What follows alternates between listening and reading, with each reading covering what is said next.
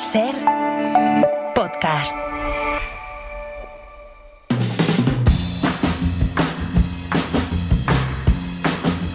Hoy por Hoy Magazine.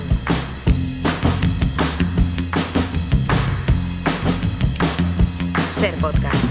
Bounce back, you always do, from some pretty rough nights.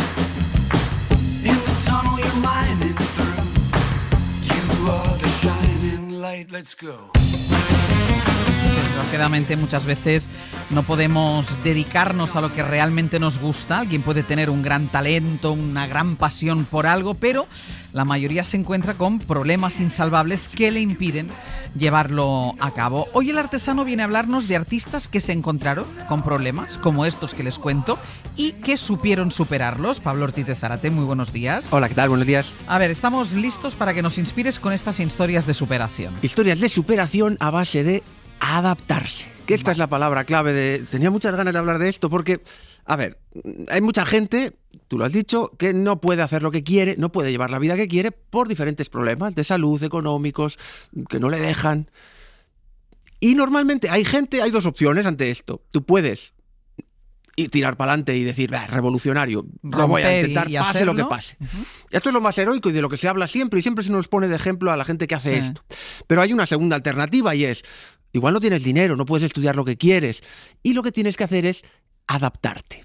Esto, bueno, es menos romántico, ¿no? Menos heroico, pero a veces puede ser mucho más útil. Y quiero traer aquí ejemplos de artistas que han hecho esto, que en lugar de rendirse, se adaptaron a las circunstancias y que consiguieron llevar una vida incluso mejor de la que querían llevar. Y el primer ejemplo de estos artistas que nos traes es el de Anton van Dyck, que es un pintor flamenco del siglo XVII. ¿Qué problema tuvo? Es que nació en Amberes, en el siglo XVII. Ya había alguien ocupando Ya el había sitio. alguien, un señor que se llamaba Rubens, Vaya por Dios. que ya lo controlaba todo. Él era el gran artista europeo, su taller era imposible hacerle competencia. Van Dyck, de muy joven, ya con 17 años, ya mostraba unos dotes de gran artista. Pero en esa ciudad era imposible. Tú no puedes hacer carrera si tienes a alguien que copa todo el mercado. Y además él quería hacer un estilo distinto, porque Rubens era muy famoso por ser muy idealizar las caras, los gestos, todo muy suave, muy tierno. A veces dramático, pero siempre idealizado. Y Van Dyck lo que quería era cambiarlo todo y ser mucho más realista. Imposible. No tenía hueco. No tenía hueco, por lo tanto, su sueño era imposible y se tuvo que meter a trabajar para él, para Rubens, para su gran enemigo. No le quedó más remedio porque no tenía dinero para montar su estudio. O sea, la adaptación de la que hablábamos en este caso es ponerse a trabajar con Rubens. ¿Y qué tal le va? Porque imagino que le obligaban a hacer, tú ahora mencionabas algo que les distinguía a uno y a otro, que le obligarían a hacer cosas que él no quería. No, tenía que hacer todo lo que él no quería, porque él quería pintar de forma realista y Rubens era el rey de la idealización. Y claro, cuando tú entras a trabajar al taller de otro artista, tienes que pintar exactamente como él. Ese es su trabajo. De hecho, muchas veces el maestro del taller, Rubens, no pinta todo el cuadro. Él simplemente da unas directrices, pinta lo más importante y los ayudantes, Van Dyck en este caso, hacen lo demás con su estilo. Olvídate de tu propia personalidad. Tienes que hacer lo que él tiene que quiere. renunciar a lo que a él le gusta hacer. Totalmente. Y esta es la prueba. Fíjate que antes de entrar a trabajar al taller con él, en este cuadro de la izquierda, Van Dyck pinta, fíjate la cara de este hombre, o la cara de la mujer que está envenenada y a punto de morir. Es de mucho realismo, mucho dramatismo. El hombre está despeinado, tiene entradas, tiene arrugas. El ceño fruncido. Sí, esto no es arte idealizado, que es lo que se llevaba y lo que hacía Rubens. Es todo lo contrario. Como buen joven, se opone con rebeldía a lo que hace el maestro. Pero cuando entra a trabajar con Rubens, tiene que pintar como este cuadro de la izquierda, que es Jesús con San Juanito y el Cordero. Es una postal de Navidad, para que la gente lo entienda. Claro, es todo tierno, esos gestos edulcorados. Los angelitos. Ese es el estilo de Rubens, que él odiaba, que Van Dyck odiaba, pero que no le queda más remedio que adaptar. Y así es como empieza su carrera. Vale, te adaptas, pero luego consigues independizarte, porque también ahí debe estar la clave. ¿Consigue independizarse el de Rubens y hacer lo que él quería hacer, lo que soñaba? Consigue independizarse, pero nunca hace lo que él soñaba. Esta es la adaptación. pero le fue mucho mejor de lo que él creía. Él, cuando se independiza, después de toda una carrera de muchos años pintando exactamente igual que Rubens, acaba pintando igual que Rubens. Y se da cuenta de que, bueno, por ese estilo que no le gusta, se le da muy bien. Y llega a superar a su maestro. Este es uno de los cuadros que hace ya cuando se independiza. Es un retrato de su mujer. Lady Van Dyck se llama. Lady Van Dyck. Y es la cumbre de la idealización, de la elegancia. Él va a Inglaterra, empieza a pintar a la corte inglesa y coge todo lo que aprendió de Rubens, que era todo lo que él odiaba, y lo desarrolla hasta lo que lo lleva a la cumbre. Este es el gran ejemplo de cómo a veces tú quieres hacer una cosa en la vida, no puedes y te tienes que adaptar. Y en ese proceso de adaptación llegas a ser mucho mejor de lo que nunca habrías podido imaginar. Normalmente los artistas que tienen desafíos en la vida, y esto es aplicable a la gente normal, acaban teniendo que adaptarse y mejoran. Y eso es lo que hace Van Dyck. En lugar de quedarse con un estilo solo, evoluciona hacia otro lado y consigue hacer algo muchísimo mejor de lo que nunca soñó. No es lo que quería, es exactamente lo que odiaba de joven. Pero se adaptó y lo consiguió. Y le fue bien. No, bueno, le fue de maravilla. Es uno de los Esto, grandes. Van Dyck. Hay otro cuadro que has traído, que además no es la primera vez que está aquí sobre la mesa, que es el Columbio de Fragonard. ¿Le pasó lo mismo que a Van Dyck a él? Algo parecido. El sueño de Fragonard era ser el pintor oficial de la Casa Real francesa. Que le encargaran grandes retratos de reyes, grandes cuadros de historia. Ese era su sueño. Y él empezó como ayudante de François Boucher, que era el pintor real, y lo que quería era heredar su puesto. Y empezó a conseguirlo, porque le encargaron un cuadro grandioso, la Casa Real. Y dijo, bueno, pues si hago esto bien, al final acabaré siendo el pintor oficial de los reyes. Lo hizo maravillosamente, pero ¿qué pasa? Que se topó con la burocracia de los reyes, de la Casa Real. La burocracia va muy lenta. Y tardaron 7 años en pagarle. Vaya. Claro. O sea, esto ya viene de lejos. Claro, eso ha sido siempre así. La administración siempre paga con retraso. Y eso le cambió la vida a este hombre. Porque claro, si tú tienes dinero, puedes permitirte estar 7 años sin cobrar, pero le pasa a muchos autónomos que si no cobran las facturas no tiran para adelante. Y a él le pasó, dijo, yo no puedo estar un año pintando un cuadro sin ganar nada y luego 7 años esperando a cobrar porque no me da. Necesito seguir trabajando. Claro, entonces dijo, no puedo trabajar para la Casa Real, no tengo medios. Y se adapta. Y lo que hace es empezar a pintar para gente noble de menor rango. Y cuadros como este, que realmente no son tan bien considerados, porque es un cuadro erótico, así, picantón, ya lo vimos hace unas semanas. Sí. No tiene mucho prestigio, pero se hizo de oro. Empezó a tener muchos clientes y empezó a ser más libre, porque cuando tú pintas para gente menos importante, tienes libertad para desarrollar otro estilo. Desarrolló el rococó hacia otros caminos más modernos y le convirtió en uno de los grandes artistas de su tiempo. Gracias a que no consiguió lo que quería, pero en vez de rendirse, se adaptó y le fue mejor. Y ahí le fue bien. Y es una historia que recuerda mucho a Miguel Ángel, porque su obra más famosa son las pinturas de la Capilla Sixtina, pero él lo que quería ser era escultor. Claro. Aquí hay otro problema, que muchas veces el problema nos lo ponemos nosotros. Él no quería ser pintor. Él había triunfado con el David, él había triunfado con la Piedad. Era considerado el mejor escultor de todos los tiempos. Hasta que un día el Papa, Julio II, le encarga, se empeña en que quiere que pinte la bóveda de la Capilla Sixtina. Y él dice que no. Yo soy escultor. De hecho, hasta entonces, él más o menos se cree que había pintado solo 4 o 5 cuadros y al parecer no había pintado nunca un fresco.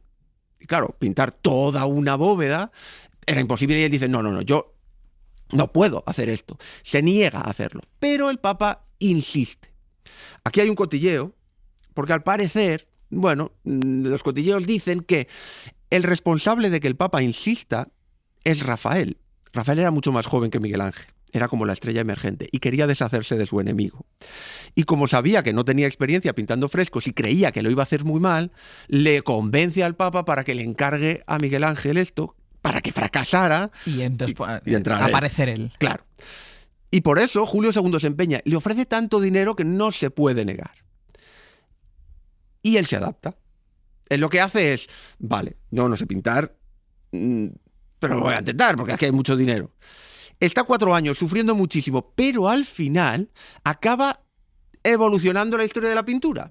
porque su estilo tridimensional, su estilo escultórico lo traslada a la pintura. Y esta forma de pintar tan voluminosa y como si fueran esculturas, que es típica de él, ha estado influyendo la historia de la pintura durante siglos. Aquí hay una lección que aprender. Muchas veces somos nosotros los que creemos que no estamos capacitados y yo nos no ponemos. sabré hacerlo. Y él, bueno, se superó, obligado por el dinero, pero se superó. Y hay algunas veces en las que lo que nos impide alcanzar un sueño son problemas de salud. Personas que tienen talento, pero que debido a una enfermedad, a algo que les impida, tienen que renunciar a ello. ¿Hay algún ejemplo que esto lo refleje? Esta señora de aquí que te he traído, que es Agnes Martin, es una artista canadiense, no muy conocida, pero tiene una historia ejemplar. Muchas veces lo que nos pasa es, tú tienes mucho talento, puedes hacerlo, puedes conseguir lo que quieras, pero tienes problemas de estrés, por ejemplo. Pasa mucho. Normalmente hay jefes que mucha gente dirá, pero mi jefe no es mejor que yo tengo más talento igual. Pero no tienes la capacidad de resistir el estrés que hay que aguantar ahí arriba. Igual eres mejor, pero mentalmente eso te supera. Y ella es un ejemplo, Agnes Martin, porque ella quería ser artista. Nace en Canadá y sabe que para ser artista hay que ir a Nueva York. Y se va a Nueva York. Y en 10 años consigue hacerse un nombre y ser una de las más importantes de la escena del arte abstracto en Nueva York. Pero ¿qué pasa? Que mentalmente no está preparada para llevar la vida de vivir en una ciudad grande, con el estrés, las fiestas, todo lo que supone estar ahí arriba. Sí. Mentalmente ella desarrolla esquizofrenia, lo pasa muy mal. Y al final no puede. Tiene el talento, pero mentalmente es incapaz. Y entonces, para alguien que nos esté escuchando, que seguro que hay, gente que piense que es un trabajo el que hace que se le da muy bien, pero que le obliga a llevar una vida demasiado estresante, que le supera. En el caso de ella, ¿qué hizo? La mejor decisión que toma en toda su vida. Largarse de Nueva York. Sí, exactamente. Destrozó todos sus cuadros, todo lo que tenía en el taller, regaló todos los materiales que tenía de artista y se compró una camioneta y se tiró un año viajando por el norte de Estados Unidos, por Canadá, dando vueltas un año. Básicamente sola. Y al final acabó en Nuevo México. Allí aparcó la camioneta, se compró un terrenito, se construyó una caseta de adobe y allí estuvo viviendo 10 años, sin agua, sin electricidad, sin ningún... Claro, no estaba trabajando, no ganaba dinero, por lo tanto tenía que vivir una vida muy, muy, muy sencilla, pero en el desierto encontró la calma que necesitaba, la calma mental para relajarse. Está 10 años sin hacer absolutamente nada. Y a los 10 años empieza a volver a pintar. Pero claro, ahora con la paz mental que necesitaba. Y esa obra es aún mejor que la que había hecho antes. Porque ahora sí que estaba en condiciones de hacer el trabajo como ella podía hacerlo. Así que es un ejemplo de que, bueno, si tú tienes talento, pero las circunstancias no te lo permiten, busca otro camino. Puedes ser muy radical como ella, dejarlo todo y largarte, pero si no puedes, no tienes por qué seguir haciendo ese trabajo que te tortura. Que te está matando, sí. Busca otra cosa. Oye, ¿y qué pasa con las mujeres artistas? Porque habrá muchas que debían tener mucho talento, pero que se le pusieron trabas en su carrera, es decir, que no pudieron despuntar porque se las frenó. ¿Hay algún ejemplo sobre esto? Aquí siempre me gusta recordar a Berthe Morisot. La temporada pasada creo que ya te hablé de ella. Sí. Ella es una mujer en el siglo XIX que se quiere dedicar a la pintura. 2 opciones tenían las mujeres que querían ser artistas. Una, pintar flores y jardines y no intentar vender esos cuadros porque... No, pintar como para pasar el rato. De ocio. O dejarlo directamente. Casi todas lo dejaban o pintaban flores. Ella decide el camino de en medio. Dice, voy a pintar lo que queréis, flores, jardincitos, escenas domésticas, que eso también era lo que podían pintar las mujeres, gente en casa, señoras, pero voy a esconder una crítica. En este medio camino encuentra un estilo único. Fíjate, te he traído aquí 2 cuadros. Sí.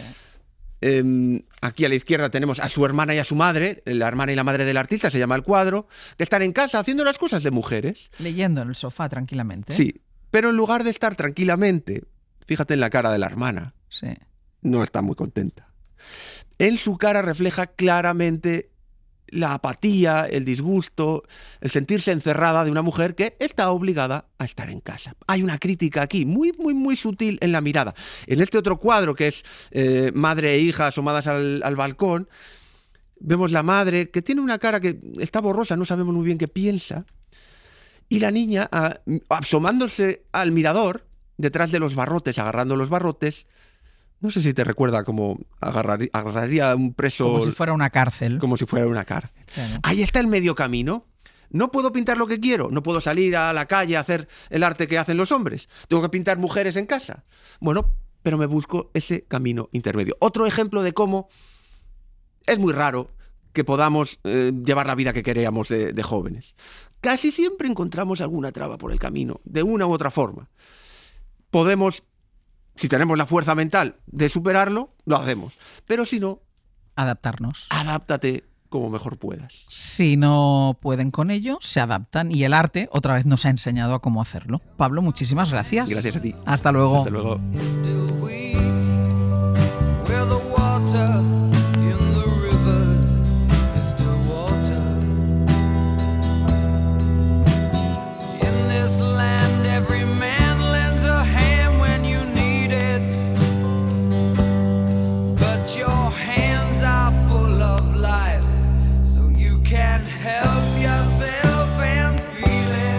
Para no perderte ningún episodio, síguenos en la aplicación o la web de la SER, Podium Podcast o tu plataforma de audio favorita.